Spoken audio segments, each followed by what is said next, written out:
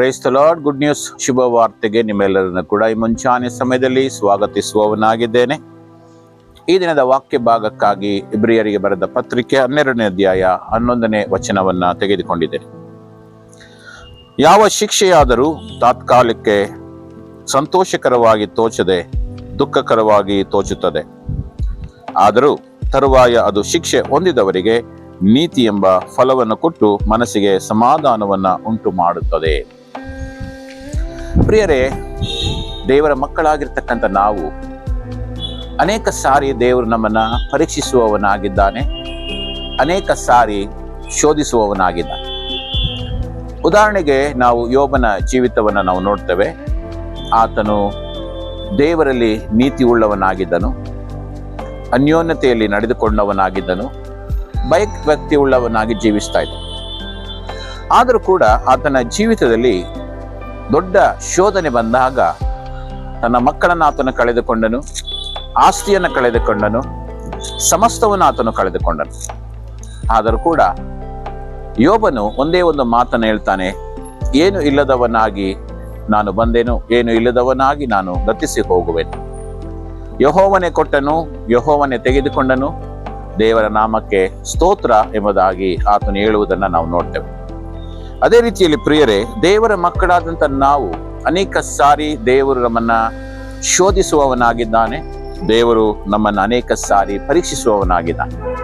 ಆ ಪರೀಕ್ಷೆಗಳು ಬರುವಾಗ, ಶೋಧನೆಗಳು ಬರುವಾಗ ಕೆಲವು ಸಾರಿ ನಮಗೂ ಕೂಡ ಕಷ್ಟ ಅನಿಸ್ತದೆ. ನಾವು ಪ್ರಶ್ನೆ ಮಾಡ್ತೀವಿ, ಯಾಕೆ ದೇವರೇ ನಮ್ಮ ಜೀವಿತದಲ್ಲಿ ಈ ರೀತಿಯಾದಂಥ ಒಂದು ಕಷ್ಟಗಳು ಎಂಬುದಾಗಿ ದೇವರ ಬಳಿಯಲ್ಲಿ ಪ್ರಶ್ನೆಯನ್ನು ಕೂಡ ನಾವು ಮಾಡುವಂಥವರಾಗಿದ್ದೇವೆ.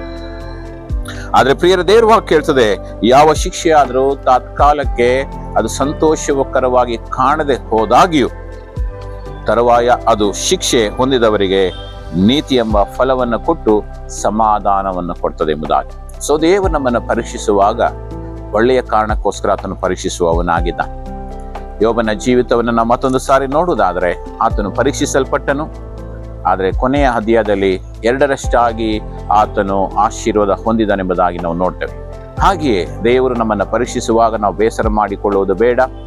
ದೇವರ ಅಂತ್ಯದಲ್ಲಿ ಹೇರಾಳವಾದ ರೀತಿಯಲ್ಲಿ ನಮ್ಮನ್ನು ಆಶೀರ್ವದಿಸುವವನಾಗಿದ್ದಾನೆಂಬುದಾಗಿ ಈ ವಾಕ್ಯದಿಂದ ನಿಮ್ಮನ್ನು ಉತ್ತೇಜಿಸುವವನಾಗಿದ್ದೆ. ಪ್ರಾರ್ಥನೆ ಮಾಡಿಕೊಳ್ಳೋಣ. ತಂದೆಯಾದ ದೇವರೇ, ಮುಂಜಾನೆ ಸಮಯದಲ್ಲಿ ಯಾರ್ಯಾರು ಈ ವಾಕ್ಯವನ್ನು ಕೇಳ್ತಾ ಇದ್ದಾರೋ, ಒಂದು ವೇಳೆ ಕರ್ತನೆ ಅವರು ಪರೀಕ್ಷಿಸಲ್ಪಡುತ್ತಿರಬಹುದು, ಅಥವಾ ಯಾವುದೇ ಶೋಧನೆಗಳಲ್ಲಿ ಸಮಸ್ಯೆಗಳಿರ್ಬೋದು ಸ್ವಾಮಿ.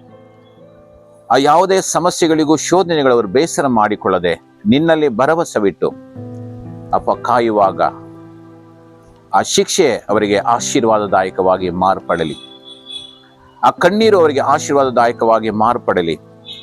2ರಷ್ಟಾಗಿ ನೀನು ಅವರನ್ನು ಆಶೀರ್ವದಿಸಿ ಮತ್ತೊಂದು ಸಾರಿ ಅವರನ್ನ ಮೇಲಕ್ಕೆ ತೆರೆದಬೇಕಾಗಿ ನಾನು ಪ್ರಾರ್ಥಿಸೋಣ. ಹಾಗೆ ನೀನು ಮಾಡುವುದಕ್ಕಾಗಿ ಸ್ತೋತ್ರ, ನೀನು ಮಹಿಮೆ ಹೊಂದಿಕೋ. ಯೇಸು ನಾಮದಲ್ಲಿ ಪ್ರಾರ್ಥಿಸ್ತೇವೆ ತಂದೆಯಾದ ದೇವರೇ, amen. Praise the Lord. God bless you.